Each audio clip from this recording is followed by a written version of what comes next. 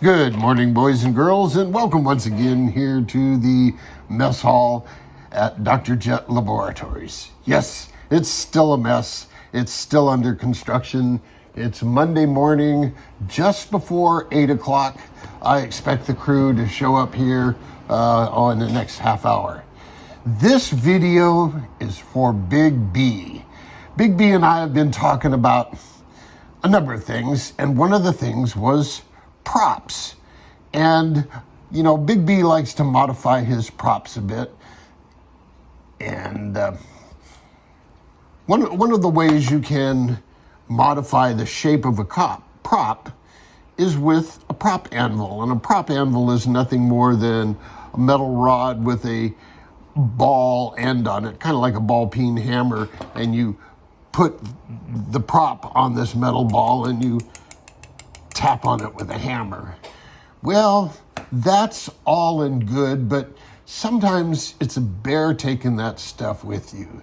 Now, I had gone to Leg Lake some years ago to watch the JAG team run their outrigger, and this was a while ago, and there were a number of big racers there. Bill Oxidine was there, Jay Turner was there, and also my friend Brian Buis was there.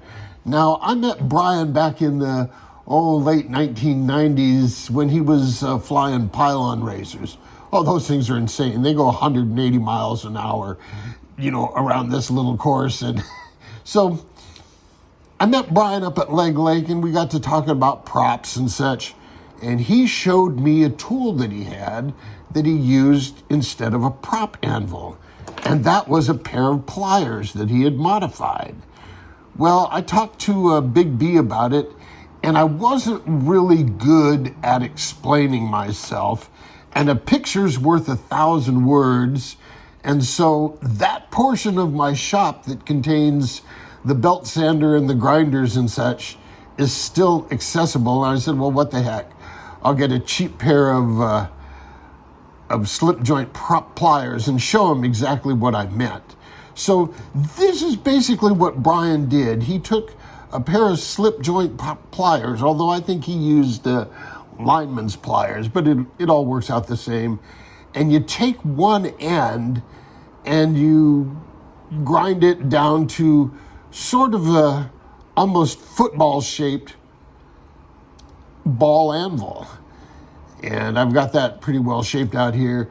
And you cut kind of a receiver on the other side. Now I need to go in here with a little more emery cloth and smooth things up, but it's good enough for discussion purposes.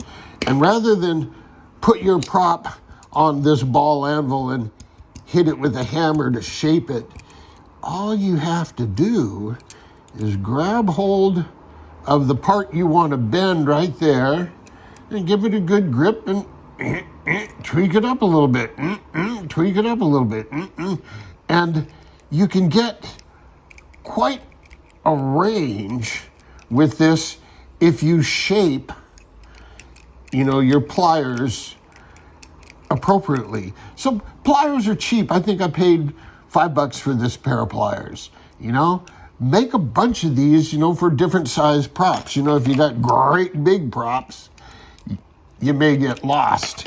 If you got little tiny props, they may be too much. So cheap pliers, round one of the jaws, make the other jaw a receiver. Make sure you get no sharp corners. If you have sharp corners, you'll put marks on it. Oh, by the way, don't bend these aluminum props. They'll just break. They're somewhat brittle. These props, you can bend them all day long, and if you heat treat them, they become real soft and pliable, and then you bend them and then you harden them. And so this is a cool way to do it. So Big B, this one's for you. Check it out. Smooth, rounded jaw, fairly wide, and a jaw to receive it with a little, you know, see it's got a little bit of a notch I need to clean up a little bit. And That fits right in there. Make it nice and smooth and rounded so you can get a hold of a prop and bend it. And you can bend it this way, you can bend it that way. Until next time, boys and girls, and you too, Big B, jet out.